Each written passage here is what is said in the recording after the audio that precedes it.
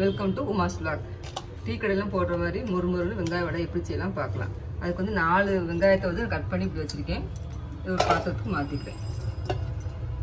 நீட்டமாக இந்த மாதிரி கட் பண்ணியிருக்கேன். கையை வச்சு நல்லா அப்படியே மாற்றி மாற்றி இது பண்ணிட்டிங்கன்னா அது நல்லா ஊந்து வந்துடும். நல்லா ஊற்றி விட்டாச்சு. இப்போ ஒவ்வொரு பொருளாக அதில் சேர்க்க போகிறேன். அது என்னென்ன பொருள்ன்றதை பார்க்கலாம். மிளகாப்பொடி வந்து காரத்தக்கெல்லாம் போட்டுக்கோங்க. தனி மிளகாப்பொடி தான் போடுறேன். பச்சை மிளகாய், கருவேப்பிலை, மல்லி இலையெல்லாம் கட் பண்ணி வச்சுருக்கேன். அதெல்லாம் சேர்த்துக்கிறேன். இப்போ இது தேவைத்தக்கன உப்பு போட்டுக்கிறேன். எண்ணெயை வந்து கொஞ்சம் சூடு பண்ணி வச்சுருந்தேன், அதையும் ஊற்றிக்கிறேன். இப்போ கொஞ்சோண்டு பெருங்காயத்தூள் போட்டுட்டு மாவு சேர்க்கறதுக்கு முன்னாடி இது நல்லா எல்லா இடத்துலையும் படுற மாதிரி ஒன்றோட மிக்ஸ் பண்ணி விடுங்க.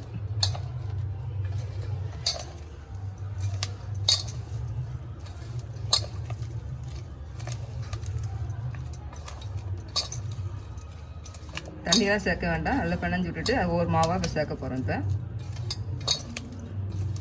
இந்தளவுக்கு நல்லா மிக்ஸ் பண்ணியாச்சு. மைதா மாவு வந்து நான் 3 ஸ்பூனுக்கு எடுத்து வச்சுருந்தேன், அதை போட்டுக்கிறேன். மைதா மாவு தான் நிறையா போடணும்.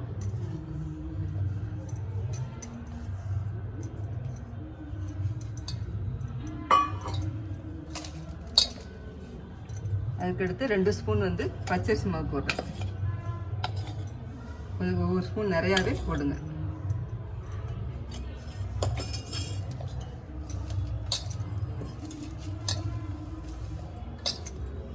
இப்போ மாவுலாம் நல்லா ஒன்றோட கலரி விட்டாச்சு. வேணுன்னா கடல மாவு சேர்க்கலாம். கடல மாவு போட்டிங்கன்னா பக்கோடா டேஸ்ட் வந்துடும். அதனால் கடல மாவு வேணுன்னா சேர்த்துக்கலாம். இல்லாட்ட இந்த 2 மாவுமே போதும். இந்தளவுக்கு நல்லா மிக்ஸ் பண்ணி விட்டேன். தண்ணி வந்து முதல்ல நிறையா ஊற்ற வேண்டாம். கையில் தொளிச்சு பிணைஞ்சு விடுங்க.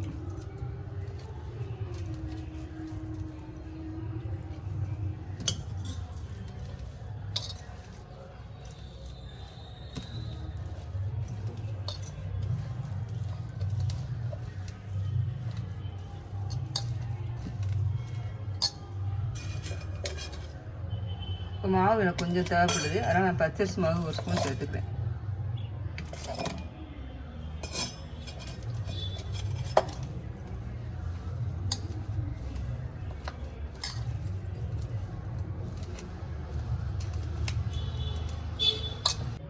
மாவு நல்லா இந்த அளவுக்கு பிணைஞ்சிட்டேன். இப்போ ஒரு உருண்டை எடுத்துகிட்டு உருட்டினோம்னா கையில் ஒட்டாமல் ஒரு பால்ஸ் மாதிரி அப்படியே உருட்டிட்டு இந்த பெருவரில் வச்சு லேசாக அப்படி அமைக்கி எண்ணெயில் போடணும். எண்ணெய் நல்லா காஞ்சிருச்சு. இப்போ வந்து ஒவ்வொரு வடையாக அதில் போட்டுக்கிறேன். இப்போ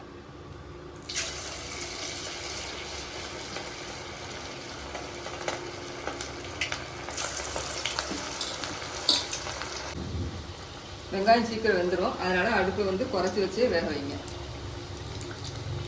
ஒவ்வொரு வடையாக மெதுவாக அப்படி திருப்பி விடுங்க. இந்த வெங்காய வடைக்கு வந்து எண்ணெயில் ரொம்ப இருக்காது. நல்லா சாப்பிட ரொம்ப டேஸ்ட்டாக இருக்கும். மழை காலத்தில் இந்த வெங்காய வடையெல்லாம் போட்டு சாப்பிட்டோம்னா சும்மா டக்கராக இருக்கும். வடை நல்லா வெந்துருச்சு. இப்போ எடுத்துக்கலாம். வடை பாருங்க நல்லா கோல்டன் கலரில் சூப்பராக வந்துருக்கு. முறுன்னு இருக்குது. இப்போ வந்து ஒரு பிளேட்டுக்கு மாற்றிக்கிறேன். எண்ணெய் வடிச்சுக்கிட்டு மாற்றிடுச்சு.